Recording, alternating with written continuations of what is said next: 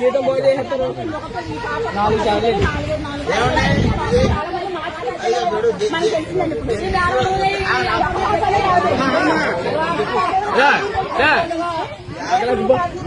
తీసుకెళ్ళిపో కాదు.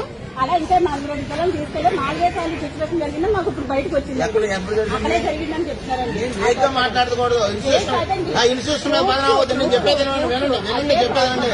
యాక్ట్ ప్రకారం పిల్లల ఐడెంటిటీ రాకూడదు, అనవసరంగా ఇటువంటి ఇష్యూ చేయకూడదు.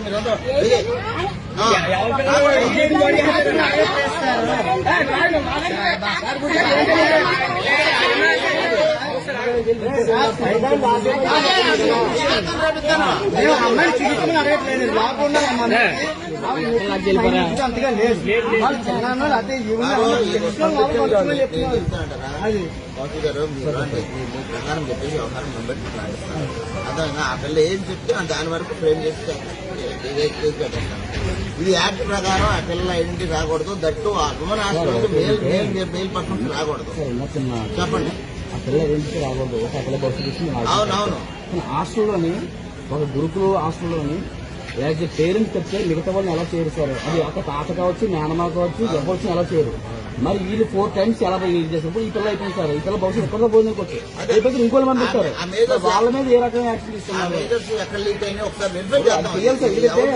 నేను నా నాన్నగారు చూడడానికి గోదావరి వెళ్తే నన్ను బయట నిలబెట్టాను సార్. నా నాన్న వచ్చేది అలాంటిది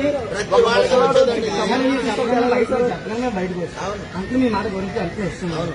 ఇప్పుడు ఏంటంటే నేను ఆవిడతో పాటు ఇప్పుడు ఎవరు ఉన్నారని మేము అనుకుంటున్నాం. వాస్తవం అయితే ఆవిడ అక్కడితో ఉంది. ఆవిడకి ఏం తెలియదు వాస్తవంగా. అందుకనే నేను నాతో పాటు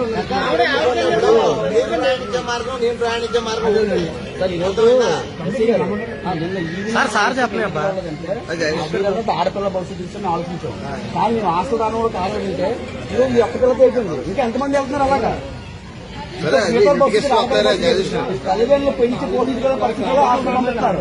హాస్టల్లో కూడా సేఫ్టీ లేకపోతే ఆడపిల్లని పేరెంట్స్ వస్తే గేట్ దగ్గర గంటల నిలబెట్టి హాస్టల్లో ఒక అనాథరైన పర్సన్ వచ్చి ఎలా పంపించారు బయటికి?